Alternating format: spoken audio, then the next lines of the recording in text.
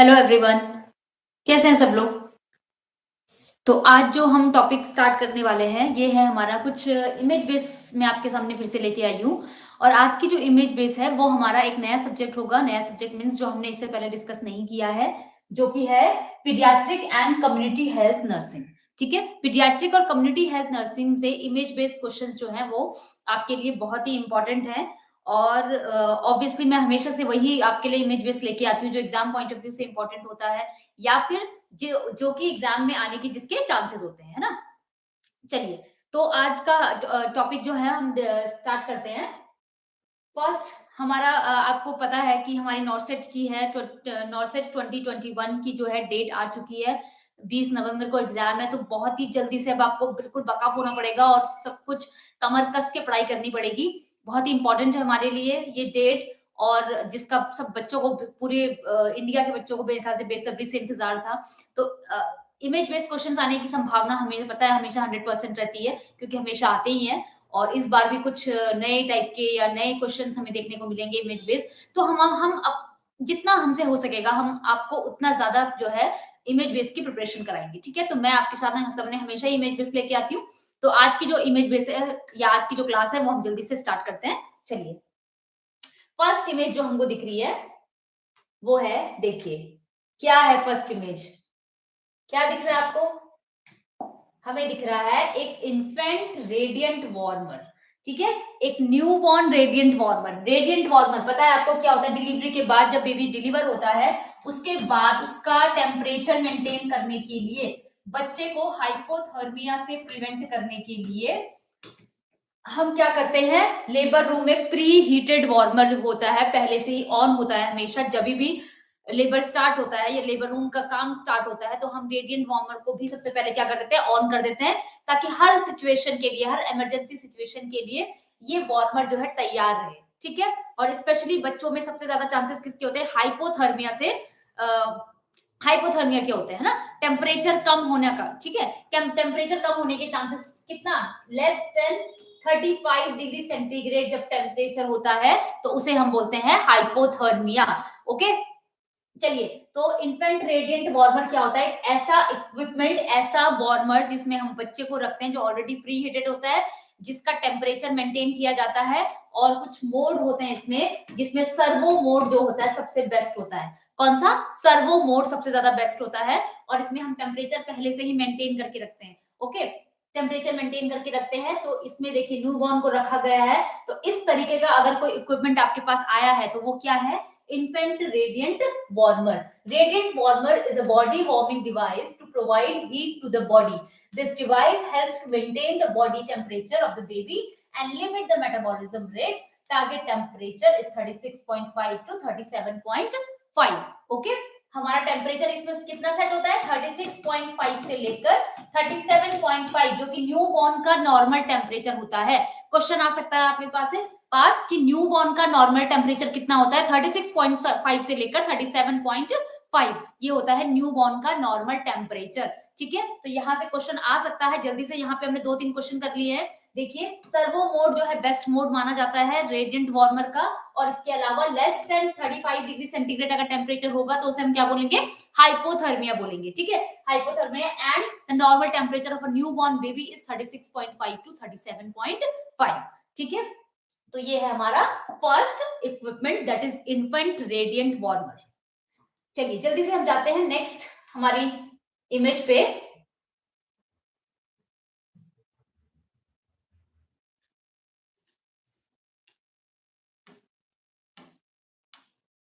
Okay, चलिए next image है हमारे पास, दैट इज इन्फेंट इनक्यूबेटर। ठीक है, रेडिएंट वार्मर का ही एक रूप है। ठीक है, रेडिएंट वार्मर में जब ऐसा बेबी जिसको बहुत ज्यादा, जो प्री मेच्योर बेबी होते हैं, ठीक है, pre mature, small for gestational age, इस तरीके के जब बेबी होते हैं, प्री मेच्योर मतलब प्री टर्म बेबी। और प्री टर्म कितने कितने को बोलते हैं? प्री टर्म जो लेस देन 37 वीक्स, 37 वीक्स से पहले पैदा हो गए, उसको हम बोलते हैं प्री टर्म बेबी। और जो हमारे 42 वीक्स के बाद हुए हैं, उनको हम बोलते हैं पोस्ट टर्म बेबी। ठीक है, पोस्ट टर्म बेबी। ओके, तो 40 से 42 वीक्स जो है नॉर्मल जेस्टेशन माना जाता है। 40 40 से 42 वीक। ओके, तो ये हमारा नॉर्मल जेस्टेशन पीरियड है। अगर 37 वीक से पहले बेबी हो गया तो उसे हम क्या बोलेंगे, प्रीटर्म। 42 के बाद हुआ है तो उसे हम बोलेंगे पोस्टर्म बेबी। ओके, तो preterm baby, small for gestational age baby, तो उनके लिए क्या किया जाता है, एक ऐसा इक्विपमेंट यूज किया जाता है जो कि वार्मर की तरह ही होता है, लेकिन ये पूरा क्या होता है, एक कवर्ड होता है। ठीक है, पूरा कवर्ड होता है।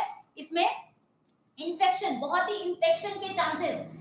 के जो चांसेस होते हैं वो बहुत ही ज्यादा क्या होने चाहिए, लेस होने चाहिए, ताकि ऐसे बेबीज को एक तो हाइपोथर्मिया से भी हम प्रिवेंट कर सके, उसकी ग्रोथ प्रॉपर हो सके, उसको न्यूट्रिशनल सप्लीमेंट्स प्रॉपर मिल सके, और उसको इन्फेक्शन से भी प्रिवेंट किया जा सके, ताकि उसकी ग्रोथ जो है प्रॉपर तरीके से। उसकी ट्रीटमेंट के लिए उसे किसमें रखा जाता है, इनक्यूबेटर में रखा जाता है, उसका टेम्परेचर मेंटेन करने के लिए। पर क्योंकि ये थोड़े से एक्सपेंसिव होते हैं, इसीलिए इसकी बजाय रेडिएंट वार्मर को हम ज्यादा प्रेफर करते हैं। इनक्यूबेटर्स भी होते हैं, और इनक्यूबेटर हम स्पेशल केस में यूज करते हैं। ठीक है, तो देखिए what is incubator. Incubator are device that provides sufficient warm to the body to maintain desired temperature. Mostly इनको भी किसके लिए यूज किया जाता है, टेम्परेचर को मेंटेन करने के लिए ही यूज किया जाता है। It is used in preterm birth और for some full term babies. Full term babies में भी यूज किया जा सकता है, अगर उनको कोई क्या है, पर्टिकुलर टाइप ऑफ डिजीजेस है। ठीक है, कोई कार्डियक एनोमली है, कोई रीनल एनोमली है, कोई गैस्ट्रिक एनोमली है, बहुत सीरियस कंडीशन है, तो उसके लिए, फुल टर्म बेबी के लिए भी हम इनको यूज कर सकते हैं। ठीक है, तो ये पूरे कवर्ड होते हैं, इसमें इस तरीके के चेम्बर्स बने होते हैं, जिसमें से बेबी को आईवी लाइन और ये सब ऑक्सीजन वगैरह प्रोवाइड कराई जाती है। ठीक है, इसमें कुछ चेम्बर्स बने होते हैं जिनके थ्रू, जिन होल्स के थ्रू बेबी को क्या किया जाता है, ये सारे सप्लीमेंट्स प्रोवाइड किए जाते हैं, और इसका टेम्परेचर भी प्री वार्म्ड होता है, पहले से मेंटेन किया जाता है। ठीक है, so this is incubator. Okay, infant incubator, radiant warmer open होता है पूरा, और इनक्यूबेटर क्या होता है, पूरा क्लोज होता है। ठीक है, चलिए नेक्स्ट इमेज है हमारे पास, न्यूबॉर्न से रिलेटेड एक और इमेज है हमारे पास, mucus extractor. Now what is mucus extractor. अगर आपके पास क्या है, इलेक्ट्रिसिटी नहीं है, ठीक है, इलेक्ट्रिसिटी नहीं है, और हमको बेबी का सक्शन करना है, एक मिकोनियम एस्पिरेट बेबी आपके पास आया है, या आपको बेबी का बहुत ज्यादा वो निकल रहा है, क्या सलाइवा निकल रहा है, बहुत ज्यादा सक्शन, बहुत ज्यादा सिक्रीशंस उसके आ रहे हैं, तो क्या करेंगे आप, बिना इलेक्ट्रिसिटी के हम सक्शन करेंगे, फिर भी किससे करेंगे, म्यूकस एक्सट्रैक्टर। इस तरीके का एक इक्विपमेंट होता है हमारे पास, जो बिना किसी इलेक्ट्रिकल उसके चलता है, बिना बैटरी के, बिना इलेक्ट्रिसिटी के चलता है। ठीक है, इसमें एक यहाँ पे एक चेंबर बना होता है, जिसमें म्यूकस क्या होता है, इसमें इकट्ठा होता है, म्यूकस इकट्ठा होता है। ये आपके पास एक तरह से सक्शन कैथेटर है इसमें जुड़ा हुआ। ठीक है, और ये इसका वैक्यूम क्रिएट करता है। ओके, तो इससे हम क्या करते हैं, सक्शन वो करते हैं, और इसको हम माउथ पे लगाते हैं, इसको हम माउथ पे लगाते हैं, और इसको हम बेबी के नोज या माउथ पे लगाते हैं, उससे सिक्रीशन निकालने के लिए। उसके बाद हम यहाँ से ब्लो करते हैं, और यहाँ पे ये म्यूकस क्या होता है, इकट्ठा होता है। ठीक है, इसे बोलते हैं म्यूकस एक्सट्रैक्टर। म्यूकस बेबी के उससे, इन्फेंट से, न्यूबॉर्न से म्यूकस को निकालने के लिए, म्यूकस को एक्सपेक्टोरेट आउट करने के लिए हम क्या करते हैं, एक इक्विपमेंट यूज करते हैं, जो बिना किसी इलेक्ट्रिसिटी, बिना किसी बैटरी के चलता है, और जिसे हम बोलते हैं म्यूकस एक्सट्रैक्टर। ओके, इसे म्यूकस एस्पिरेटर भी बोला जा सकता है। चलिए, a mucus extractor also called a bulb syringe. ठीक है, इसे क्या बोला जाता है, और बल्ब सिरिंज भी बोला जाता है, बल्ब सिरिंज।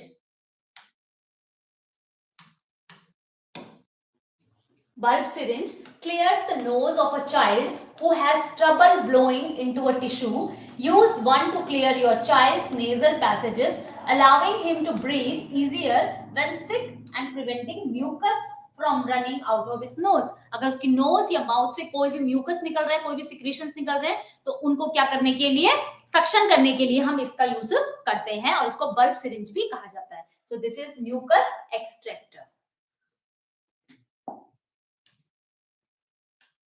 चलिए नेक्स्ट हमारे पास एक और पीडियाट्रिक से रिलेटेड इमेज है, दैट इज पीडियाट्रिक, और आप यू कैन से इसको हम कम्युनिटी के पॉइंट ऑफ व्यू से भी ले सकते हैं, क्योंकि कम्युनिटी में भी क्या होता है, हमारे पास सब्सटेंस सेंटर होते हैं, सीएचसीज होते हैं, पीएचसीज होते हैं, जहां पे डिलीवरीज कंडक्ट की जाती हैं, तो वहां पे न्यूबॉर्न से रिलेटेड और डिलीवरी से रिलेटेड सारे इक्विपमेंट क्या होते हैं, बेसिक इक्विपमेंट वो प्रेजेंट होते हैं। तो ये क्या है, एक बीम बैलेंस है, क्या है, एक बीम बैलेंस, इसे बोलते हैं बीम बैलेंस। अब आप इसमें देख रहे हैं कि इसमें एक इन्फेंट को लेटाया हुआ है, और ये क्या हो रहा है, ये क्या हो रहा है,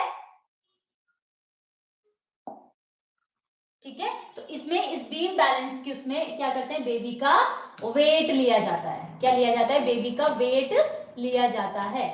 ओके, इस बीम बैलेंस में बेबी का वेट मेजर किया जाता है, न्यूबॉर्न बेबी का वेट मेजर किया जाता है। A beam balance is a device used to measure mass. Mass का मतलब होता है वॉल्यूम, वॉल्यूम मतलब वेट, ठीक है, मास का मतलब wait. An object is put into a disc on the side that hangs from one end of a bar. It is balanced with weights at the other end.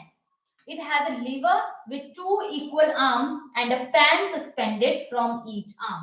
ठीक है, तो ये beam balance जो है एक तरह से काम करता है एक प्रिंसिपल पे, ठीक है, जिसमें क्या होता है, हम लीवर यूज करते हैं। मतलब अगर इसमें एक तरफ कोई वेट रखा जाए, ठीक है, एक तरफ कोई वेट रखा जाए, तो जिस तरफ वेट ज्यादा होगा उस तरफ क्या हो जाएगा, ये इधर की तरह ही झुक जाएगा, ठीक है। तो आपको सिर्फ इतना याद रखना है कि इस तरीके का कोई आपको डिवाइस दिखाई दे तो वो क्या है, बीम बैलेंस है, जो कि न्यूबॉर्न या इन्फेंट के वेट को मेजर करने के लिए यूज किया जाता है। ओके, चलिए नेक्स्ट हमारे पास इमेज है इन्फेंटोमीटर। अब मीटर का मतलब क्या है, यहाँ पे लंबाई है ना। तो अभी हमने वेट नापा था बेबी का, अभी हम बेबी की क्या नापेंगे, हाइट नापेंगे, ठीक है। तो इन्फेंट या न्यूबॉर्न की हाइट को मेजर करने के लिए एक इक्विपमेंट यूज किया जाता है, उसे कहते हैं इन्फेंटोमीटर। ओके, उसे कहते हैं इन्फेंटोमीटर। तो आपको हॉस्पिटल में ये इजीली अवेलेबल होता है infantometer, an instrument for measuring the size of a young children. ठीक है, नॉर्मल हाइट कितनी होती है, ओके, हमने लास्ट वेट वेट कितना नॉर्मल होता है हमारा इंडियन बेबी का, 2.5 टू 3.5 नॉर्मल वेट है ये, ठीक है। और अगर हाइट की बात करें तो कितनी होती है, एवरेज हाइट कितनी होती है, 50 सेंटीमीटर। बर्थ के टाइम पे एवरेज हाइट कितनी होती है, 50 सेंटीमीटर। चलिए ठीक है, उसके बाद तो हम बच्चे का साइज, उसका साइज मेजर करने के लिए, उसकी हाइट मेजर करने के लिए किसका यूज करते हैं, इन्फेंटोमीटर का यूज करते हैं। देन 5 टू 80 सेंटीमीटर इसकी रेंज होती है, 5 से 80 सेंटीमीटर तक इसकी रेंज होती है। एंड इसको मेजर किया जा सकता है किसमें, इंच में भी किया जा सकता है, इसमें इंच की रीडिंग भी होती है और सेंटीमीटर की रीडिंग भी होती है, और हम इसे कन्वर्ट भी कर सकते हैं, ठीक है, कन्वर्ट भी कर सकते हैं। तो ये है आपके पास इन्फेंटोमीटर।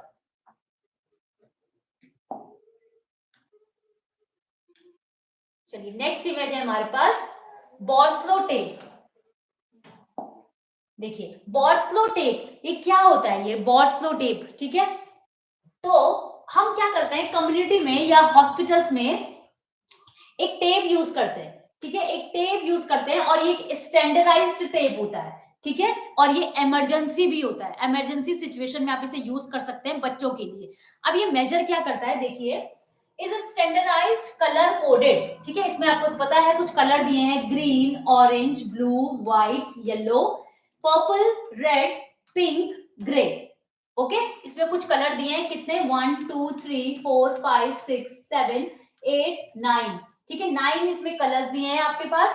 तो ये कलर कोडेड एक स्टैंडर्डाइज्ड टेप होता है, पीडियाट्रिक इमरजेंसी में से यूज किया जाता है, measuring tape. And this tape provides you with a rapid estimate of a child's weight based on their recombinant length.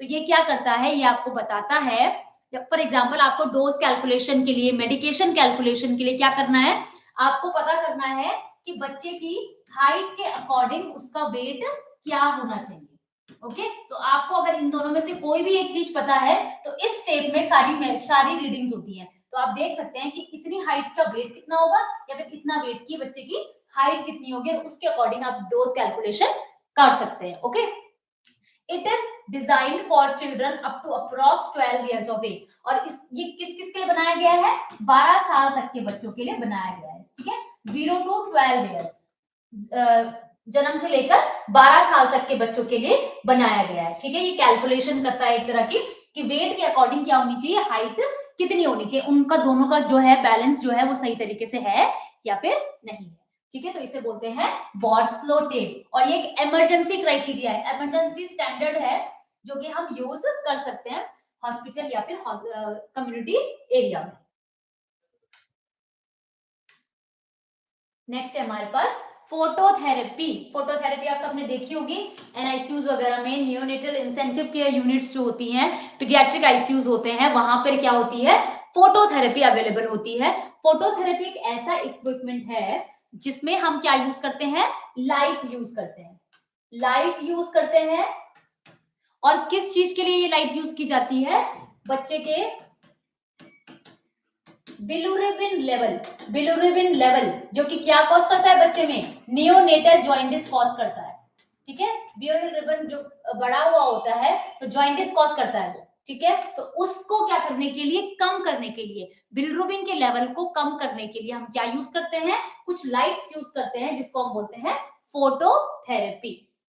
इस तरीके की ब्लू लाइट्स यूज की जाती है। कैसी लाइट्स यूज की जाती है, blue. Okay, so the skin is expose to a special type. और इस वाले लाइट में बच्चे को पूरा एक्सपोज किया जाता है, सिवाय उसकी आंखों को छोड़ के, उसके आई एरिया को छोड़ के और उसके जेनाइटल्स को छोड़ के। आई और जेनाइटल्स दोनों क्या किए जाते हैं, कवर किए जाते हैं, ठीक है। और उसके अलावा बेबी को पूरा न्यूड हम क्या करते हैं, उसके लाइट के नीचे एक्सपोज करते हैं, ठीक है, सिवाय उसके आंखों के और उसके जेनिटल एरिया को कवर करते हुए। ओके, तो ये क्या करता है, the skin is expose to a special type of light which comes from a medical device. इस तरीके के सोर्स से आ रही होती है light, commonly referred to as a phototherapy unit. Phototherapy lights emit light in the blue green spectrum, ठीक है। ब्लू ग्रीन स्पेक्ट्रम में ये लाइट एमिट करते हैं और इनकी वेवलेंथ कितनी होती है, 430 से लेकर 490 नैनोमीटर, ठीक है। 430 टू 430 से लेकर 490 नैनोमीटर तक इसकी वेवलेंथ होती है लाइट्स की। Okay, and it is not an ultraviolet, ये कोई यूवी रेज नहीं होती है, ठीक है। ये ब्लू ग्रीन लाइट्स है, स्पेशली किसके लिए डिजाइन की गई है, फोटोथेरेपी के लिए, सॉरी बिलिरुबिन लेवल को कम करने के लिए ही डिजाइन की गई है, ठीक है। तो क्या करते हैं ये, इसमें ये बिलिरुबिन को क्या करता है, कन्वर्ट करता है किसमें, जो स्टूल है, बेबी का जो स्टूल है और यूरिन है, उसके थ्रू क्या करता है, बिलिरुबिन लेवल हमारा उस बेबी का मेंटेन होता है। स्टूल और यूरिन पास करता है बेबी, उसमें बिलिरुबिन क्या आता है, उसमें बिलिरुबिन आता है, तो फिर बेबी का बिलिरुबिन लेवल इस तरीके से मेंटेन होता है इस लाइट के सोर्स से, ठीक है। एक तो ये लाइट क्या करती है, कन्वर्ट करती है। ओके ओके, किसको, बिलिरुबिन को यूरिनोबिलिनोजन और स्टर्कोबिलिनोजन के रूप में, ठीक है। चलिए, तो और आप ये हमें इस बात का गर्व होना चाहिए कि जो फोटोथेरेपी है उसका जो इन्वेंशन किया था वो किसने किया था, एक नर्स ने ही किया था, ठीक है। एक नर्स ने ही इसका इन्वेंशन किया था फोटोथेरेपी का। तो ये है फोटोथेरेपी, जो आप नियोनेटल इंटेंसिव केयर यूनिट में इजीली आप देख सकते हैं। चलिए देखिए, नेक्स्ट इमेज है हमारे पास, नियोनेटल जॉइंटिस मीटर। अभी हमने फोटोथेरेपी यूज की, अब हमें पता कैसे चलेगा कि बेबी का बिलिरुबिन लेवल कितना है। तो एक तो ब्लड सैंपल लिया जाता है, हर डे पे, हर 24 घंटे में बेबी का ब्लड सैंपल लिया जाता है बिलिरुबिन लेवल को चेक करने के लिए। इसके अलावा हमारे पास आजकल एक न्यू तरह के डिवाइसेस आए हैं जिनको बोला जाता है नियोनेटल जॉइंटिस मीटर, ठीक है। इसको हम क्या करते हैं, इसमें एक सेंसर लगा होता है जिसको हम बॉडी से टच करा के, बॉडी से, बेबी की बॉडी से टच करा के इसमें क्या करते हैं, बिलिरुबिन का लेवल इसमें नोट हो जाता है, ठीक है। So the transcutaneous jaundice meter offers a reliable non-invasive method। तो ये क्या है, नॉन इन्वेसिव है, मतलब इसमें हम बिना किसी को बेबी को प्रिक किए हुए, ठीक है, बिना प्रिक किए हुए क्या कर रहे हैं, हम बेबी का जॉइंटिस लेवल को मॉनिटर कर रहे हैं। Okay, for screening babies for jaundice the product is convenient, effective and proven, reducing the need for blood sampling and thus contributing to development care practice, ठीक है। और ये प्रूव्ड है, ठीक है, ये प्रूव्ड है कि ये जॉइंटिस मीटर जो है ये क्या करता है, बेबी के बिलिरुबिन लेवल और इन्वेजिव प्रोसीजर करने से क्या करता है, प्रिवेंट करता है बेबी के। ओके, तो इससे हम क्या कर सकते हैं, बिलिरुबिन लेवल को असेस किया जा सकता है बिना बेबी को प्रिक किए हुए, उसका ब्लड सैंपल लिए हुए, और ये ऑलरेडी क्या है, प्रूवन है, ठीक है। तो ये है नियोनेटल जॉइंटिस मीटर। चलिए नेक्स्ट इमेज है हमारे पास, एक साइन दिख रहा है आपको बेबी में, ठीक है, हमें एक साइन दिख रहा है, एक न्यूबॉर्न बेबी हमारे पास, और इसमें हमें एक साइन दिख रहा है, देखिए इस तरीके का साइन दिखता है आपको, इसको बोलते हैं स्ट्रॉबेरी हिमैंजियोमा। स्ट्रॉबेरी कलर का दिखाई देता है, ये स्ट्रॉबेरी की तरह होता है, लाल होता है बिल्कुल, और ये क्या होता है, कैपिलरीज का एक गुच्छा होता है, ठीक है, एक कैपिलरीज का एक गुच्छा बना होता है जो कि आपको न्यू बॉर्न में किसी कभी कभी मार्क के रूप में दिखाई देगा। तो इस तरीके का आप कोई मार्क आपको अगर न्यू बॉर्न बेबी पे दिखाई दे रहा है, उसे बोला जाता है स्ट्रॉबेरी हेमेंजियोमा। हेमेंजियोमा का मतलब क्या है, एंजियोमा का मतलब है आर्टरीज या फिर कैपिलरीज, ठीक है, और हिमै का मतलब है ब्लड, और इसका एक गुच्छा जब एक साथ आ जाता है स्किन पे दिखाई देता है तो उसे बोलते हैं स्ट्रॉबेरी हेमेंजियोमा, क्योंकि स्ट्रॉबेरी की तरह दिखाई देता है, रेड कलर का एकदम। स्ट्रॉबेरी नेवस, इसे स्ट्रॉबेरी नेवस भी बोलते हैं, is a red birth mark named for its colour, इसकी कलर की वजह से इसका नाम ये रखा गया है। Okay, this red tinge of skin comes from a collection of blood vessels close to the skin surface, and these birthmarks most commonly occur in young children and infants। ये मोस्टली छोटे बच्चों में देखा जाता है या फिर इन्फेंट्स में देखा जाता है। So it's called a birthmark. Strawberry nevus does not always appear at birth, हमेशा नहीं दिखाई देता, ठीक है, लेकिन कभी कभी किसी किसी बच्चे में ये दिखाई दे सकता है, ठीक है।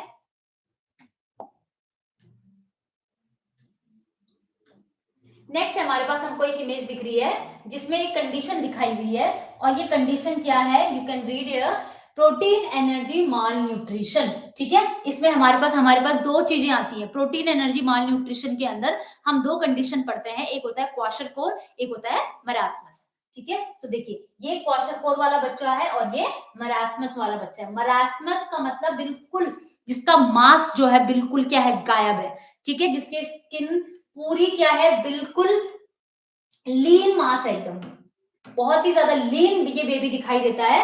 जबकि क्वाशरकोर में क्या होता है, बेबी जिसका फैट, बेबी की बेली जो होती है वो क्या होती है, बड़ी भी होती है, ठीक है, और इस तरीके की स्केली स्किन दिखाई देती है, इस तरह की स्केली स्किन। तो क्वाशरकोर के अपने कुछ साइन एंड सिम्टम्स हैं और मरासमस के अपने कुछ साइन एंड सिम्टम्स हैं। मरासमस में आपको बेबी बिल्कुल क्या दिखेगा, पतला दिखेगा एकदम, उसका जो उसके अंदर की रिब्स वगैरह होती है वो भी बिल्कुल दिखती है, क्योंकि मसल वास्टिंग बहुत ज्यादा होती है, ठीक है, मसल वास्टिंग बहुत ज्यादा होती है।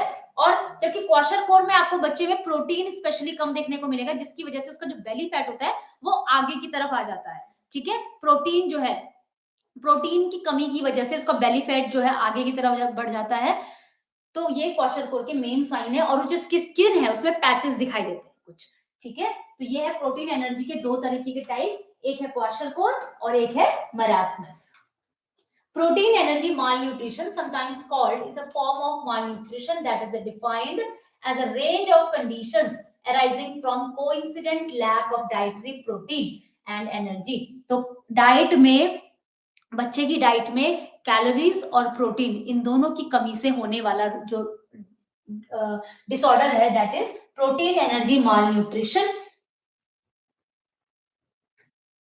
To main types of under nutrition और मरासमस एंड क्वाशरकोर, ठीक है, और इसके अंदर दो कंडीशंस आती हैं स्पेशली, क्या है, मरासमस और क्वाशरकोर। देखिए इसमें आपको स्वॉलन एंकल्स दिखाई देंगे, क्वाशरकोर में एडिमा दिखाई देगा, एसाइटिस दिखाई देगा, स्केली स्किन दिखाई देगी, ठीक है। जबकि मरासमस में क्या दिखाएगा, बच्चे का फेस बिल्कुल रिंकल्स हो जाते हैं उसमें, तो वो ओल्ड फेस जैसे दिखाई देता है बच्चे का फेस, ठीक है, उसके हेयर लॉस होता है, रिंकल्ड स्किन होती है और सीवियर मसल वास्टिंग होती है, ठीक है। तो ये है मरासमस और ये है क्वाशरकोर। देखिए नेक्स्ट हमारे पास है ब्रायंट्स ट्रैक्शन। ब्रायंट्स ट्रैक्शन, एक बच्चा दिख रहा है आपको, उसको क्या लगा हुआ है, एक ट्रैक्शन लगा हुआ है, ठीक है, उसको क्या लगा हुआ है, एक ट्रैक्शन लगा हुआ है। ट्रैक्शन क्या होता है, traction which is something to pull, है ना, जो क्या करता है, किसी चीज को पुल करता है। ट्रैक्शन का मतलब किसी भी चीज, किसी भी एरिया में खिंचाव लाना, ठीक है, किसी भी एरिया में खिंचाव लाना ताकि उसका अलाइनमेंट, उसका जो सीधा, उसको हम सीधा करते हैं ना, वो क्या हो जाए, सही तरीके से हो जाए, अलाइनमेंट बना रहे किसी भी बोन में। तो बोन की अलाइनमेंट को ठीक करने के लिए हम ट्रैक्शन देते हैं उसमें, ठीक है। और ये दो तरह के हो सकते हैं, एक होता है स्किन ट्रैक्शन और एक होता है स्केलेटल ट्रैक्शन। स्केलेटल ट्रैक्शन जो है वो बाहर से ओपन होते, क्लोज होते हैं, जबकि जो स्किन ट्रैक्शन किए जाते हैं वो स्किन में ओपन तरीके से किए जाते हैं, ओपन रिडक्शन किया जाता है बोन का। ओके, तो ये किस तरीके के ट्रैक्शन, बहुत तरह के होते हैं। एक तो ये कौन सा ट्रैक्शन है, ब्रायंट ट्रैक्शन है, is used for developmental dislocated hip, ठीक है। मोस्टली किसके लिए किया जाता है, जब हिप का डिसलोकेशन हो जाता है, जो हिप बोन होती है बच्चे की उसका डिसलोकेशन हो जाता है, तो उसको ट्रीट करने के लिए जो ट्रैक्शन दिया जाता है उसको बोलते हैं ब्रायंट ट्रैक्शन। ठीक है, in Bryant traction the child's body and the weights are used as tension to keep the end of the femur large bone that goes from the knee to the in the hip socket, ताकि उसका जो ये hip socket से यहां तक जो उसका traction क्या वो अलाइनमेंट सही तरीके से बना रहे। ठीक है, तो मेनली हिप डिसलोकेशन के लिए जो ट्रैक्शन यूज किया जाता है बच्चों में उसे बोलते हैं ब्रायंट ट्रैक्शन। चलिए नेक्स्ट इमेज है हमारे पास, एक कंडीशन दिख रही है, पीडियाट्री की कुछ कंडीशन से हम डील कर रहे हैं, तो एक कंडीशन आपको दिख रही है जिसको बोलते हैं इश्कियोफेगस। इश्कियो ये वर्ड आपने कहां सुना है, इश्कियो, तो जो हमारी प्यूबिक बोन होती है, ठीक है, प्यूबिक बोन या फिर जिसको हम क्या बोलते हैं इनोमिनेट बोन बोलते हैं, प्यूबिक बोन या फिर इनोमिनेट बोन। इनोमिनेट बोन इसके 3 पार्ट्स होते हैं, इलियम, इस्टियम एंड प्यूबिस। ठीक है, इलियम, इस्टियम एंड प्यूबिस। तो जब इस्कियम वाला एरिया वहां से दो ट्विंस बेबीज जो है आपस में क्या हुए जुड़े हुए हैं, मदर के वूम में ही दो बेबी इस्कियल पार्ट से, हिप बोन के इस्कियल पार्ट से जब दो बेबी आपस में जुड़े हुए हैं तो उस कंडीशन को बोला जाता है इश्कियोफेगस कंडीशन। ठीक है, ये देखिए ये जो हिप बोन है बेबी की नीचे वाली, इसमें इश्कियल पार्ट से दोनों बेबी आपस में क्या हुए हैं जुड़े हुए हैं, दोनों का पार्ट सेम है, बाकी सब चीजें क्या है अलग अलग है, तो इस तरीके के बच्चों को बोला जाता है इश्कियोफेगस। अगर वो सर से जुड़े हुए तो उनको बोला जाता है क्रेनियोफेगस। ठीक है, क्रेनियोफेगस। तो इस तरीके से इनके नाम रखे हुए हैं। ठीक है, ischiopagus twins are joined at the pelvis either face to face और एंड टू एंड। ठीक है, many ischiopagus twins share the lower gastrointestinal tract, मतलब मोस्ट ऑफ द ट्विन्स का, इश्कियोफेगस ट्विन्स का जो जीआई ट्रैक्ट होता है वो ऑलमोस्ट क्या होता है सेम होता है। ठीक है, दे share a same GI tract in most of the cases। most of the cases में GI tract की क्या करते हैं सेम शेयर करते हैं, as well as liver and genital and urinary tract organs। यहां तक कि लीवर भी इनका सेम होता है और जेनाइटल और यूरिनरी ट्रैक्ट भी सेम होता है। each twin may have 2 legs, less commonly the twins share each twins may have 2 legs। ठीक है, मोस्टली के 2 लेग अपने होते हैं। ठीक है, 2 लेग्स होते हैं, 2 इसके इनके हैंड्स होते हैं। ठीक है, तो इनको ये तो इनमें दिखता है, लेकिन मोस्टली ट्विंस में जो इश्कियोफेगस ट्विंस होते हैं उनमें देखा जाता है कि उनका जीआई ट्रैक्ट, उनका जेनाइटल ट्रैक्ट, उनका यूरिनरी ट्रैक्ट, उनका लीवर वो क्या है दोनों सेम ही होते हैं। ठीक है, तो ये है एक कंडीशन ट्विंस की जिसको बोलते हैं इश्कियोफेगस, जिसमें प्यूबिस के इश्कियल एरिया से बच्चे क्या होते हैं आपस में जुड़े हुए होते हैं। चलिए नेक्स्ट हमारे पास एक कंडीशन है क्लीडोक्रेनियल डिस्प्लेशिया। ठीक है, क्लीडोक्रेनियल डिस्प्लेशिया। क्लीडोक्रेनियल डिस्प्लेशिया एक बच्चा है जिसमें उसके शोल्डर्स है वो आगे की तरफ है, पूरे इस तरीके से आगे की तरफ है और उसके वो ऐसे साइड में नहीं है। ठीक है, शोल्डर्स जो है साइड में ना होके क्या है सामने की तरफ है। तो बच्चे के अगर शोल्डर सामने होंगे तो उसके हाथ भी कहाँ होंगे सामने ही होंगे, है ना। तो इस कंडीशन को बोला जाता है cleidocranial dysplasia. Cleidocranial dysplasia is a rare genetic condition, एक बहुत ही रेयर मतलब बहुत ही कम बच्चों में देखने को मिलती है, रेयर जेनेटिक कंडीशन है, जेनेटिकली मिलता है ये बच्चे को, that affects teeth and bones. ठीक है, इसमें टीथ, बोन्स, जैसे कि कहां की बोन्स, स्कल की बोन्स। ठीक है, स्कल एरिया की bones, face, spine, collar bones. इसमें इस वाले बच्चे में क्या अफेक्टेड है, कॉलर बोन्स अफेक्टेड है, इसमें कॉलर बोन गायब है। ठीक है, कॉलर बोन्स है ही नहीं, कॉलर बोन अफेक्टेड है एंड लेग्स। ठीक है, और लेग्स में भी ये कंडीशन हो सकती है। तो ये कंडीशन देखने को मिलती है आपको कॉलर बोन्स में, स्कल्स में, बोन्स में, फेस में, टीथ में, ये कंडीशन देखने को मिल सकती है। And the bones in people with CCD cleidocranial dysplasia might be formed. ठीक है, माइट भी कैसे हो सकती है, वो फॉर्म हो भी सकती है और नहीं भी हो सकती है। डिफरेंटली और might be more fragile than normal. ठीक है, वो कैसी होंगी, अलग तरीके से बनी होंगी ऐसे बच्चों में, और बहुत ही फ्रेजाइल होंगी। फ्रेजाइल का मतलब बहुत ही इजी टू ब्रेक, जो बहुत ही क्या होती है, सॉफ्ट होती हैं, जिनको आप इजीली जो टूट सकती हैं। ठीक है, तो इस तरीके की बोन बनी होती है इन बच्चों में। And certain bones such as collar bones में बी एब्सेंट। ठीक है, तो इस वाले बच्चे में हमको क्या देखने को मिल रहा है, इसमें बच्चे की कॉलर बोन्स नहीं है, क्लैविकल एरिया। ठीक है, ये कॉलर बोन्स क्या है, इसमें गायब है, इसीलिए बच्चे के शोल्डर आगे की तरह है। ठीक है, तो ये कंडीशन है cleidocranial dysplasia is a rare genetic disorders. Next देखिए, एक और कंडीशन देखने को मिल रही है, दैट इज अर्ब्स पैल्सी।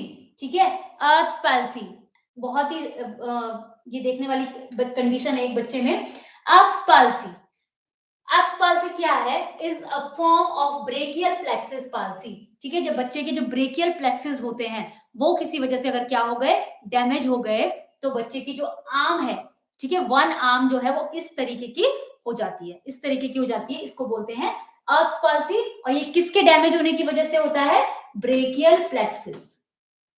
ठीक है, ब्रेकियल प्लेक्सिस की डिफॉर्मिटी की वजह से ये देखिए कंडीशन देखने को मिलती है। Okay, it is a name for one of the doctors who first described this condition. तो विलियम वेलहेलम जो एक डॉक्टर थे, उन्होंने इस कंडीशन को क्या किया था, डिस्कवर किया था, उन्हीं के नाम पर इसका नाम रखा गया है अर्ब्स पाल्सी। ठीक है, पाल्सी का मतलब होता है paralysis. So the brachial plexus is a network of nerves near the neck that give rise to all the nerve of the arm. ठीक है, नेक के साइड से जो है एक प्लेक्सिस निकलते हैं, जो कि क्या कर देते हैं, हमें हमें मूवमेंट कराने में हेल्प करते हैं, हमारे आर्म्स को मूवमेंट में हेल्प करते हैं। तो अगर वो डैमेज है तो वो बच्चा का जो हाथ है वो किस तरीके से हो जाएगा, इस तरीके से हो जाएगा। ठीक है, इसको वेटर्स टिप भी बोलते हैं। ठीक है, वेटर्स टिप्स भी बोलते हैं इसको, क्योंकि इसमें वेटर को हम ऐसे इस तरीके से टिप देते हैं। ठीक है, तो ये क्या है, इसका आर्म जो है, आपको ये वाला आर्म अफेक्टेड दिख रहा है, लेफ्ट आर्म जो है इसका अफेक्टेड है, एब्स पाल्सी। सो ये किसकी वजह से होता है, ब्रेकियल प्लेक्सिस के एब्नॉर्मलिटी की वजह से, ब्रेकियल प्लेक्सिस के डैमेज होने की वजह से। चलिए, नेक्स्ट कंडीशन हमको दिख रही है, डाउन सिंड्रोम चाइल्ड। ठीक है, एक और कंडीशन है बच्चों में, जो कि है जिसमें बच्चा कैसा दिखता है, बिल्कुल मंगोलियन जैसा बच्चा दिखता है। ठीक है, एक बहुत ही कौन सी, और ये किसकी वजह से होती है, ट्राइसोमी 21। ठीक है, ट्राइसोमी 21 क्रोमोसोम, बहुत बार ये सवाल पूछा गया है कि डाउन सिंड्रोम कौन सा डिसऑर्डर है, एक ऐसा जेनेटिक डिसऑर्डर जिसमें कौन सा क्रोमोसोम अफेक्ट होता है, ट्राइसोमी 21 अफेक्ट होता है। ठीक है, याद रखना है आपको, causing developmental and intellectual delays. ठीक है, ऐसे बच्चों की जो डेवलपमेंटल डिलेज होती हैं और इंटेलेक्चुअल डिलेज भी होती हैं उनकी एज के साथ। Okay, Down syndrome is a genetic disorder caused when abnormal cell division results in extra genetic material from the chromosome 21. Chromosome 21 पे extra genetic एक material आ जाता है, okay, and causes a distinct facial appearance. तो इन बच्चों में facial appearance इनका अलग ही तरीके से दिखाता है, मंगोलियन चाइल्ड भी बोलते हैं इनको। ठीक है, मंगोलियन क्योंकि मंगोलियन बच्चों जैसे दिखाई देते हैं। ओके, इंटेलेक्चुअल डिसेबिलिटी देखी जाती है इनमें, फेशियल अपीयरेंस अलग तरीके से होते हैं, डेवलपमेंटल डिलेज देखने को मिलती है, may be associated with thyroid और हार्ट डिजीज। ऐसे बच्चों में देखा जाता है कि इनको थायराइड और हार्ट डिजीजेस भी बहुत कॉमन जाती इसमें देखी जाती है, किसमें, down syndrome. Okay, so down syndrome एक बहुत ही कॉमन जेनेटिक एक डिसऑर्डर है, जो किसकी वजह से होता है, ट्राइसोमी 21 क्रोमोसोम की वजह से होता है। ओके, और ये बच्चे हमेशा आपको हैप्पी फेस, बहुत ही हैप्पी फेस होता है इनका, सोशल बहुत होते हैं ये, बहुत ज्यादा हमेशा हंसते ही रहते हैं ऐसे बच्चे। चलिए, नेक्स्ट कंडीशन, नेक्स्ट एक हमारे पास इक्विपमेंट है। ठीक है, नॉट अ कंडीशन, एक इक्विपमेंट है जिसमें एक हमें क्या दिए, कुछ शूज दिखाए है ना, शूज दिखाए, बट एक नॉर्मल शूज नहीं है। ये कैसे शूज है, जो कि हम किसके लिए यूज करते हैं, क्लब फुट। अगर किसी बच्चे को क्लब फुट हुआ है तो उसको अलाइनमेंट के लिए, क्लब फुट के प्रिवेंशन के लिए, उनको अलाइनमेंट ठीक करने के लिए यूज किए जाते हैं club foot shoes. Club foot एक ऐसी कंडीशन है जिसमें बेबीज के पैर जो है वो इस तरीके से इस तरीके से बेबी के पैर, उनका अलाइनमेंट क्या हो जाता है, चेंज हो जाता है, और ये भी बर्थ के साथ ही कंडीशन देखने को मिलती है। ठीक है, क्लब फुट ऑल्सो कोड टैलिपस।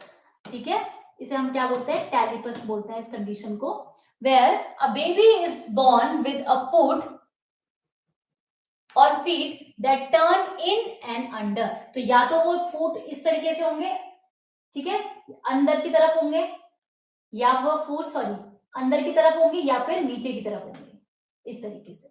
ठीक है, इन क्लब फुट वन फुट और both feet point down and inward. एक पैर भी हो सकता है और दोनों पैर भी हो सकता है। With the sole of the feet facing backwards, a club foot brace. तो इसमें हम क्या यूज करते हैं, क्लब फुट का मोस्टली तरीका सर्जरी भी की जाती है परफॉर्म, और सर्जरी के बाद बच्चे को कुछ ब्रेसेस दिए जाते हैं, कुछ प्रोस्थेटिक दिए जाते हैं, जिसमें से क्लब जो शूज है क्लब फुट के, वो सबसे ज्यादा कॉमन देखे जाते हैं। ठीक है, ताकि बच्चे के जो अलाइनमेंट हो बचपन से ही क्या किया जा सके, पैरों का ठीक किया जा सके। ओके, तो ये सर्जरी के बाद प्रोवाइड कर जाते हैं, एक तरह के क्या है, ये प्रोस्थेसिस है। प्रोस्थेसिस है जो अलाइनमेंट के लिए रिहैबिलिटेशन के रूप में हम यूज करते हैं। Okay, often just called an orthotic has two parts, a bar and a special shoes. ठीक है, इसमें एक बार होता है, ठीक है, एक बार है, ये बार है और ये शूज है। Okay, that attach at each and, जो एक दूसरे के साथ अलग अलग एंड्स पे क्या होते हैं, अटैच होते हैं। ठीक है, तो सर्जरी के बाद जब क्लब फुट की सर्जरी होती है, उसके बाद बच्चे को ये अलाइनमेंट दिए जाते हैं। और किसी किसी का सर्जरी की भी आवश्यक अगर नेसेसरी नहीं हो, तो उसमें डॉक्टर्स जो है वो स्टार्टिंग से ही उनको बोलते हैं कि वो शूज पहनना स्टार्ट कर दे, ताकि उनके जो बच्चे हैं वो ग्रोइंग एज के साथ क्या हो जाए, उनके पैर ठीक हो जाए, उनका अलाइनमेंट सही तरीके से हो जाए। तो ये है क्लब फुट शूज। नेक्स्ट है हमारे पास एक और डिवाइस दिख रहा है आपको, लोगन्स बो।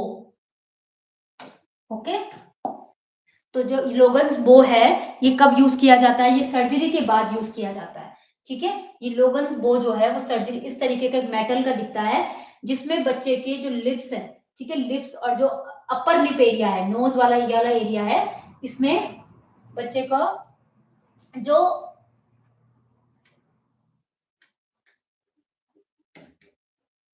पैलेट्स एंड लिप, ठीक है, तो जो लोगन बो है is an external device, externally apply किया गया है ये। ठीक है, डिवाइस कॉम्प्रोमाइजिंग अ कर्व्ड बो shaped metal bar with spikes attached to its crossbar and is widely as a part of cleft lip and management of maintained post operative opposition। ठीक है, तो ये स्पेशली किसके लिए यूज किया जाता है, क्लेफ्ट लिप के लिए। जब क्लेफ्ट लिप की सर्जरी होती है पेशु बच्चे की, क्लेफ्ट लिप एक क्या है, डिफॉर्मिटी है। ठीक है, जो बर्थ के साथ ही बच्चे में देखने को मिलती है, जिसमें इसका लिप जो है, लिप एरिया जो है वो पूरी तरीके से फॉर्म नहीं हुआ रहता है।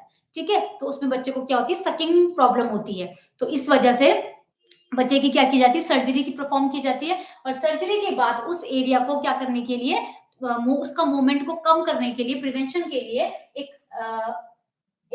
प्रोस्थेटिक अप्लाई किया जाता है, जिसका नाम है लोगन्स बो। ओके, लोगन्स बो इस तरीके का दिखाई देता है। To the avoid excessive strain after cheiloplasty. ठीक है, और लिप की सर्जरी को क्या बोला जाता है, चीलोप्लास्टी बोला जाता है। ठीक है, चीलोप्लास्टी बोला जाता है इसको, लिप की सर्जरी को चीलोप्लास्टी। तो चीलोप्लास्टी में के बाद क्या यूज किया जाता है, उनको अलाइन रखने के लिए लोगन्स बो यूज किया जाता है, एक्सटर्नल डिवाइस है। ठीक है, लोगन्स बो, तो ताकि बच्चे के जो लिप हैं उस पे एक्सटर्नल या एक्सेसिव स्ट्रेन ना पड़े, उसके लिए क्या यूज किया जाता है, लोगन्स बो यूज किया जाता है।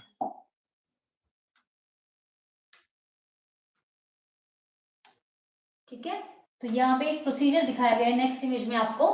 एक प्रोसीजर है जिसमें क्या किया जा रहा है, 2 फिंगर के साथ बच्चे को क्या दिए जा रहे हैं, चेस्ट कंप्रेशन दिए जा रहे हैं। ठीक है, सीपीआर जो है कार्डियोपल्मोनरी रिसर्सिटेशन के लिए जब हम किस में परफॉर्म करते हैं, न्यूबॉर्न में परफॉर्म करते हैं, तो हम दो टेक्निक यूज करते हैं।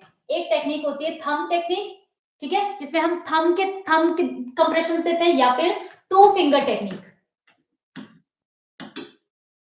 2 फिंगर टेक्निक। ठीक है, 2 फिंगर टेक्निक, तो ये कौन सी टेक्निक है, 2 फिंगर टेक्निक है चेस्ट कंप्रेशन देने की इन अ न्यूबॉर्न। ओके, तो सिंगल पर्सन कार्डियोपल्मोनरी रिसर्सिटेशन, तो जब हमारे पास एक ही पर्सन रेस्क्यूअर, एक ही बचाने वाला आदमी है, एक ही रेस्क्यूअर प्रेजेंट है हमारे पास, तो क्या दिया जाता है, 2 फिंगर मोस्टली यूज किया जाता है। ओके, 2 फिंगर्स यूज किया जाता है।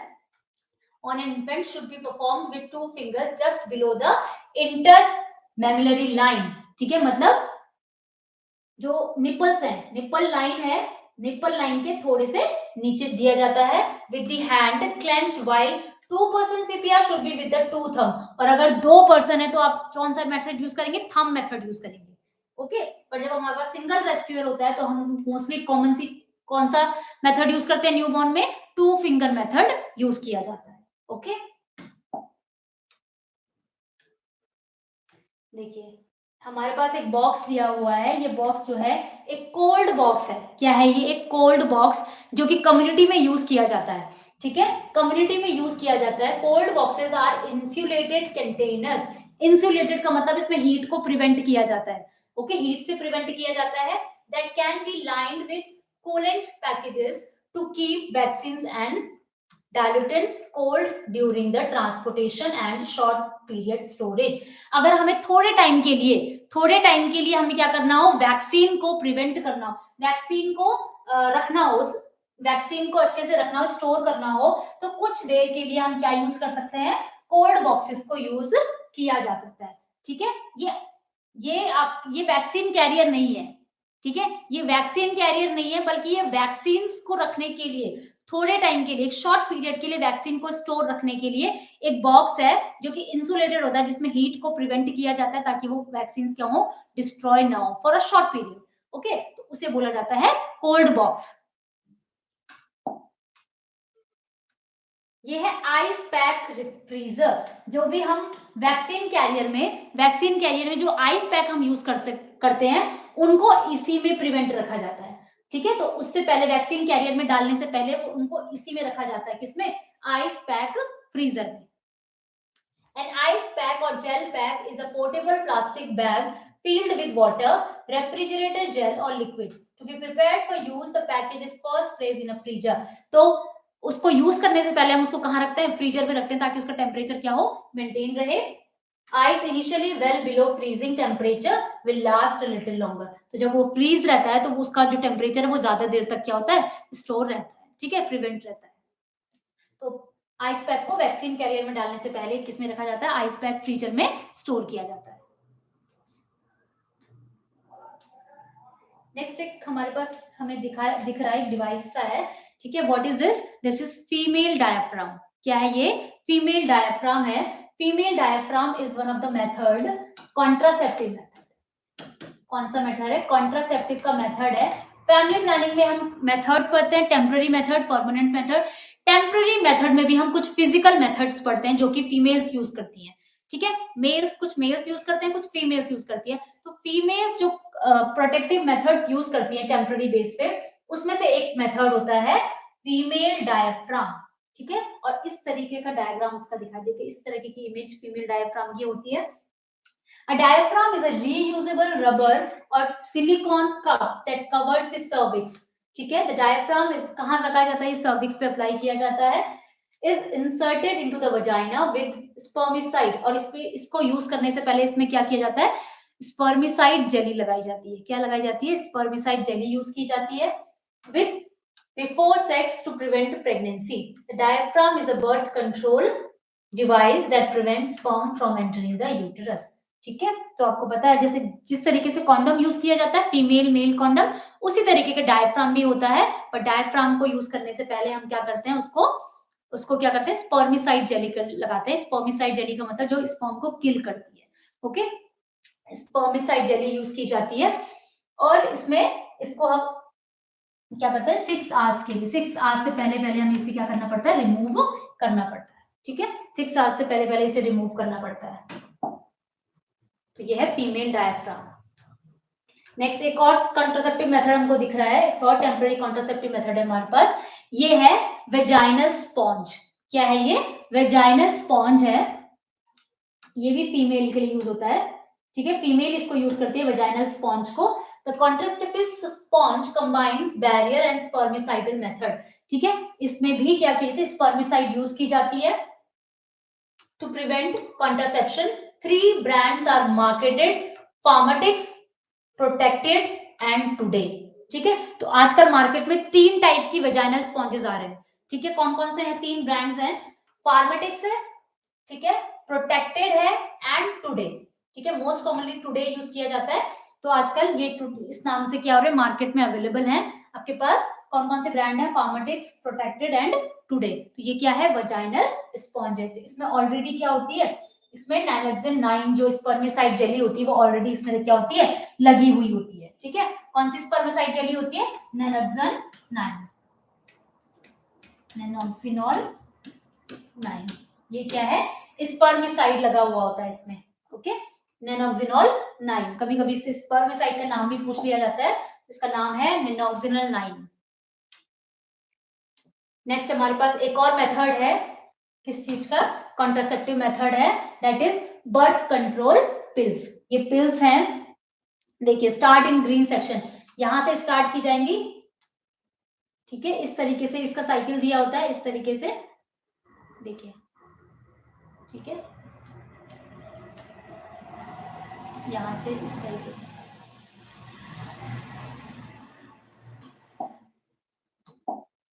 यहाँ ग्रीन से स्टार्ट करना है आपको, ये वाला इस तरीके से आना है। ठीक है, इस तरीके से इस बर्थ कंट्रोल पिल की साइकिल चलती है। Birth control pills are small tablets taken daily that contain hormones to prevent pregnancy, they essential prevent ovulation.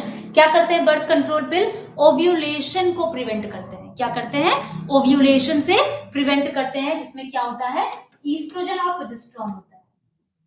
Oestrogen and progesterone होता है। तो बर्थ कंट्रोल पिल कई तरीके की आती हैं। ठीक है, मेल पिल्स भी होती हैं, फीमेल पिल्स भी होती हैं, और इसके अलावा माला एन, माला डी, ठीक है, 72 आवर्स पिल, ओनली प्रोजेस्टेरॉन पिल। ठीक है, कई तरह की पिल्स जो है मार्केट में अवेलेबल होती है। तो these all are birth control pills. Next है बर्थ कंट्रोल पैच।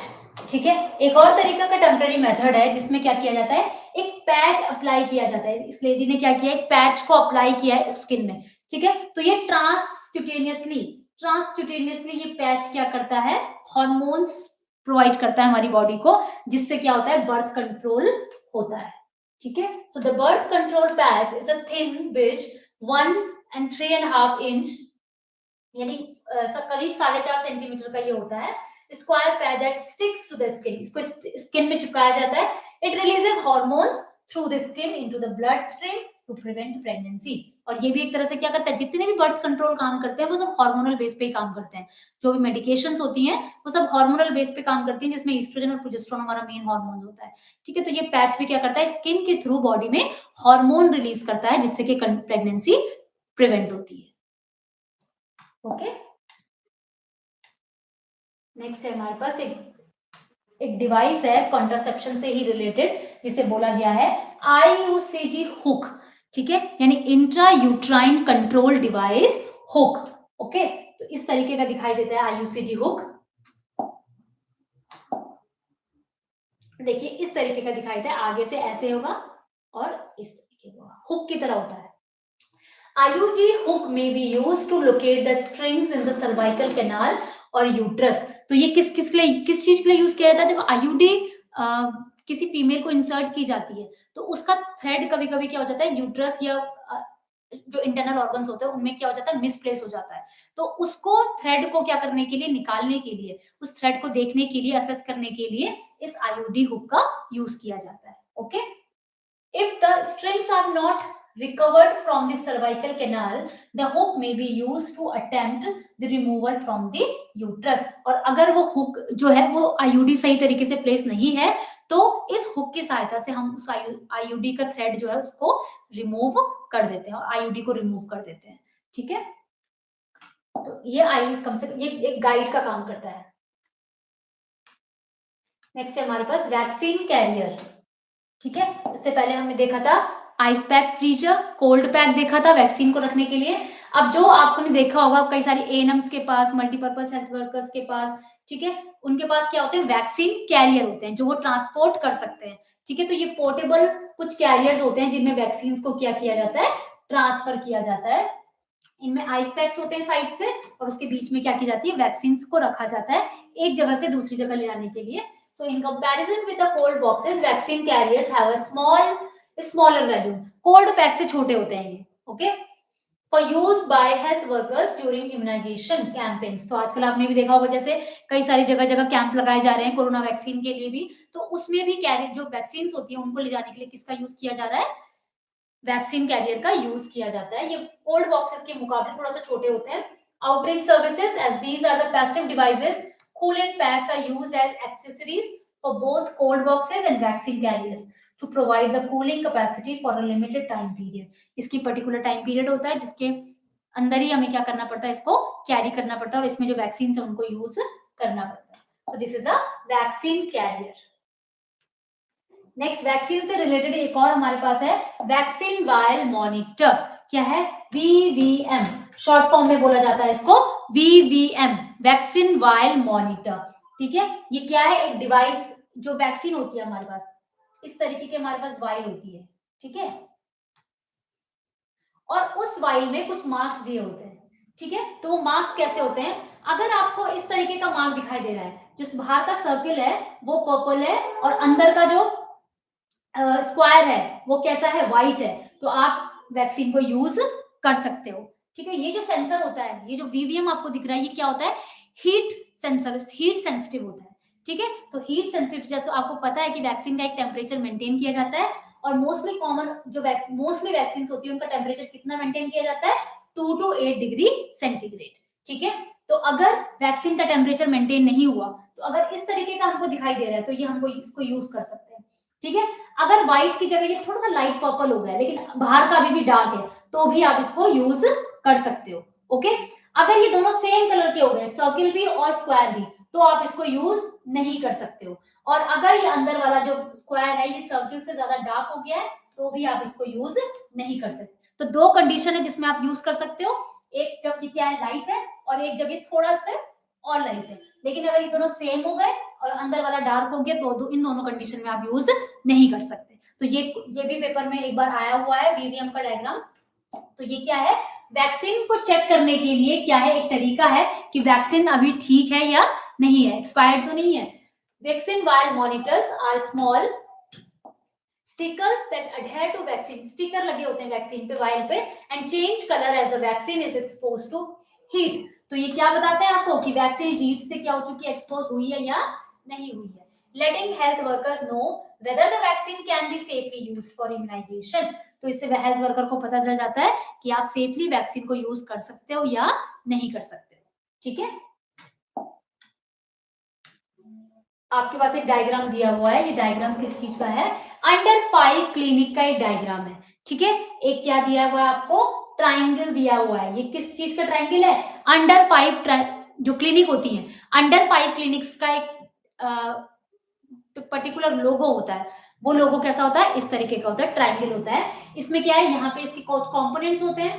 ठीक है, केयर इन इलनेस, बीच का जो ट्राइंगल है ये दिखाता है फैमिली प्लानिंग को, एक तरफ है मॉनिटर ग्रोथ, एक तरफ है प्रिवेंटिव केयर, और सबसे ऊपर है हेल्थ एजुकेशन। तो under 5 clinic is a center where preventive, promotive, curative and referral and educational services are provided in a packaged manner to under 5 children under one roof goal. The overall goal of under 5 clinic is to provide comprehensive health care to young children in a specialized। ठीक है, तो under 5 clinic के कुछ components होते हैं, जैसे कि health education हो गया, केयर इन इलनेस हो गया, फैमिली प्लानिंग होता है सेंटर में। कई बार क्वेश्चन आया था कि अंडर 5 क्लिनिक के सेंटर में कौन सा कंपोनेंट होता है, तो सेंटर में होता है फैमिली प्लानिंग। ठीक है, इसके अलावा मॉनिटर ग्रोथ है साइड में और एक है प्रिवेंटिव केयर। ओके, सो ये है अंडर 5 क्लिनिक का लोगो। नेक्स्ट है हमारे पास एक और diagram, this is Sharky step. ठीक है, ये क्या है, शार्की स्टेप है। ठीक है, इसमें आपको एक टेप दिखाई दे रही है जिसमें कुछ जोन बने हुए हैं, जो एक रेड जोन है, बीच में येलो जोन है और एक ग्रीन जोन है। तो शार्की टेप किस लिए यूज किया जाता है, मिड आर्म सर्कमफेरेंस, MUC। ठीक है, mid arm upper arm circumference को मेजर करने के लिए शाकीज टेप यूज किया जाता है। क्या देखने के लिए? माल न्यूट्रिशन, बच्चे में माल न्यूट्रिशन को असेस करने के लिए। ओके, तो अगर बच्चा जो है ग्रीन कलर के जोन में, अगर इतना, अगर उसका क्या होगा, एमयूसी होगा, मिड आर्म सर्कमफेरेंस होगा, तो वो ग्रीन कलर के जोन में होगा, इसका मतलब वो प्रॉपरली नरिश्ड है। अगर येलो में होगा तो मॉडरेटली नरिश्ड, माल नरिश्ड है, मतलब हमें यहाँ पे ध्यान देने की जरूरत है। अगर रेड कलर में उसका एमयूसी आया तो इसका मतलब वो एक्यूटली माल नरिश्ड है और उसको ट्रीटमेंट की जरूरत है। ओके, ग्रीन जो है वो सेफ जोन माना जाएगा। ठीक है, तो अगर बच्चे का जो है एमयूसी मोर देन 13.5 है, कितना है, मोर देन 13.5 है, तो वो नॉर्मल है। अगर 12.5 से 13.5 के बीच में है तो वो बॉर्डर लाइन पे है, मतलब यहाँ पे हमें ध्यान देने की जरूरत है। और अगर वो लेस देन 12.5 सेंटीमीटर है तो मतलब वो मसल वास्टेड है और वो रेड जोन में आएगा। इसका मतलब बच्चे को तुरंत हम क्या करेंगे, एडमिट करवाएंगे या रेफर करेंगे।